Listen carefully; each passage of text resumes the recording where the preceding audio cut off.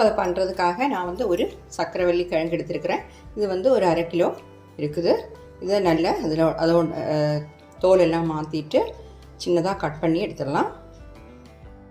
பாருங்கள், இந்த மாதிரி பீலர் வச்சும் இந்த ஸ்கின்னெல்லாம் ரிமூவ் பண்ணலாம். இல்லைன்னா நீங்கள் வந்து கத்தி வச்சும் பண்ணிக்கலாம். உங்களுக்கு ஏது வசதியோ நீங்கள் அந்த மாதிரி பண்ணிக்கோங்க. இந்த 2 சைடையும் கட் பண்ணி போட்டுடலாம். பிகினர்ஸுக்காக தான் இதெல்லாம் காட்டுறேன். இதெல்லாம் எல்லாருக்கும் தெரிஞ்ச விஷயந்தான். பாருங்கள், இந்த 2 சைடையும் கட் பண்ணிவிட்டு அப்புறமா ஸ்கின்னை மாற்றலாம்.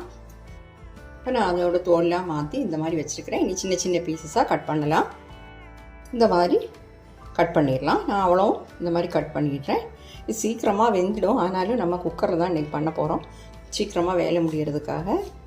ஓகே, இப்போ நான் அதை எல்லாத்தையும் இந்த மாதிரி கட் பண்ணிட்டேன். இப்போ நாம் கட் பண்ண இந்த கிழங்கை வந்து குக்கரில் சேர்த்துருக்குறேன். கொஞ்சமாக உப்பு சேர்த்துக்கலாம். அப்புறம் கொஞ்சம் தண்ணி விட்டு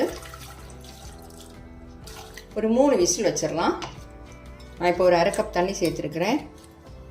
எல்லாத்தையுமா மிக்ஸ் பண்ணிடலாம்.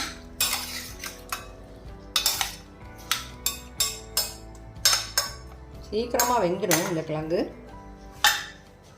இப்போ வந்து நாம் மூடி போட்டு கேஸ் ஆன் பண்ணி வச்சிடலாம். வச்சுருக்கிறேன். 3 விசில் வரட்டும். பாருங்கள், 3 விசில் வந்தது. ஸ்டீம் எல்லாம் போயிடுச்சு. திறந்து பார்க்கலாம். நம்ம கொஞ்சம் தண்ணி தான் சேர்த்துருந்தோம். ஒரு 1/2 கப் தண்ணி சேர்த்துருந்தேன். பாருங்கள், நல்லா வெந்துருச்சு. ஓகே, இது இருக்கட்டும். இப்போ நமக்கு பண்ணலாம். இது பண்ணுறதுக்காக நான் ஒரு பேன் சூடாக வச்சுருக்கிறேன். இதில் வந்து 2 டேபிள் ஸ்பூன் தேங்காய் எண்ணெய் தான் சேர்க்குறேன். இப்போ எண்ணெய் சூடாகட்டும். இப்போ எண்ணெய் சூடாகிடுச்சு. இதில் வந்து ஒரு 1/2 டீஸ்பூன் கடுகு சேர்த்துக்கலாம். 1/2 டீஸ்பூன் உளுந்து பருப்பு சேர்த்துக்கலாம். கொஞ்சமாக கறிவேப்பிலையும் சேர்க்குறேன்.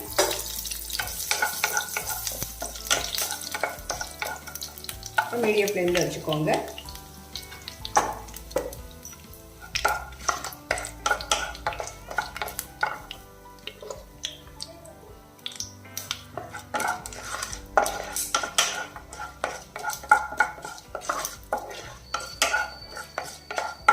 இனி நம்ம இதில் ஒரு 6 பல் பூண்டு கட் பண்ணி வச்சுருக்கிறேன். அது சேர்க்கலாம். 1 இன்ச்சு சைஸில் இஞ்சி வந்து இந்த மாதிரி கட் பண்ணி வச்சுருக்கிறேன். ஒரு 4 பச்சை மிளகாய், ஒரு பெரிய வெங்காயத்தை இந்த மாதிரி ஸ்கொயர் பீசஸாக கட் பண்ணி வச்சுருக்கிறேன். எல்லாத்தையும் சேர்த்துடலாம். சேர்த்துட்டு வதக்கிடலாம். 2 காஞ்ச மிளகாவும் இது கூட சேர்க்குறேன்.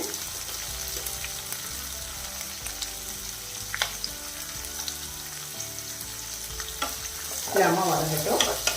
வெங்காயம் வந்து ரொம்ப சிவக்க வதங்கவும் கிடையாது. இது 75% வதங்கினா போதும். வெங்காயம் முக்கால்வாசி வதங்கிடுச்சு.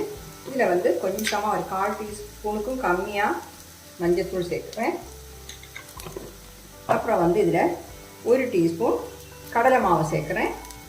அது எதுக்குன்னா நம்ம இது கறிக்கு வந்து கொஞ்சம் திக்காக கிடைக்கும். கறி கொஞ்சம் திக்காக கிடைக்கும். அதுக்காக தான் நம்ம கடலை மாவு சேர்க்குறோம். டேஸ்ட்டாகவும் இருக்கும். இன்னும் கொஞ்சம் நல்லா வதக்கி விட்டுருவோம்.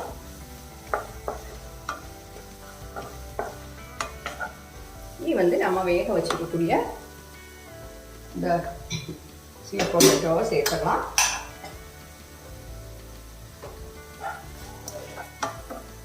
பாருங்க, இதை சேர்த்துறேன்.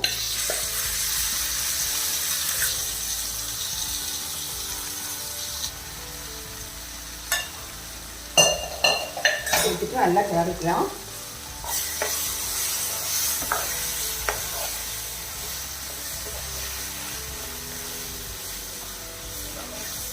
இதில் வந்து கொஞ்சமாக தண்ணி சேர்த்துக்கலாம். ஒரு 1/2 கப் சேர்க்குறேன். தேவைப்பட்டால் நீங்கள் சேர்த்துக்கலாம். சூடு தண்ணி தான் சேர்க்கணும். ஆனால் ஒரு 1/2 கப் சேர்க்குறேன். இன்னும் சேர்க்க வேண்டி வரும். இப்போ வந்து நம்ம போட்ட சால்ட் கரெக்டாக இருக்கான்னு செக் பண்ணிக்கோங்க.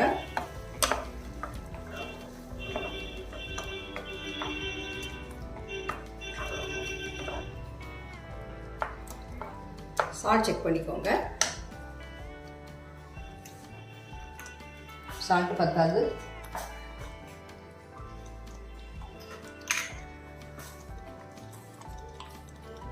கொஞ்சம் சேர்க்குறேன். இன்னும் ஒரு ஹாஃப் கப் தண்ணி கூட சேர்க்கலாம். மொத்தத்தில் 1 கப் தண்ணி சேர்க்கலாம். இல்லை உங்களுக்கு கிரேவி வந்து கொஞ்சம் கூட லூஸாக வேணால் இன்னும் சேர்க்கலாம். இது கரெக்டாக இருக்கும் கொதிக்கும்போது. மீடியம் ஃப்ளேமில் வச்சு கொதிக்க விட்டுடலாம்.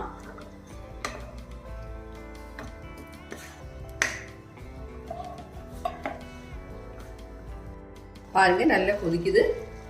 சால்ட் செக் பண்ணிவிட்டு உங்கள் டேஸ்ட்டுக்கு தக்கபடி சால்ட்டு சேர்த்துக்கோங்க. லாஸ்ட்டில் இதில் கொஞ்சம் கொத்தமல்லி தழை சேர்த்துடலாம். இது வந்து உங்கள் விருப்பம்தான். அது சேர்க்க வேண்டான்னா நீங்கள் அவாய்ட் பண்ணிடலாம். ஓகே, நான் ஃப்ளேம் ஆஃப் பண்ணுறேன். பாருங்கள், நம்ம ஸ்வீட் பொட்டேட்டோ வச்சுள்ள இந்த ஃபுட்டு வந்து சூப்பராக கிடச்சிருக்கு.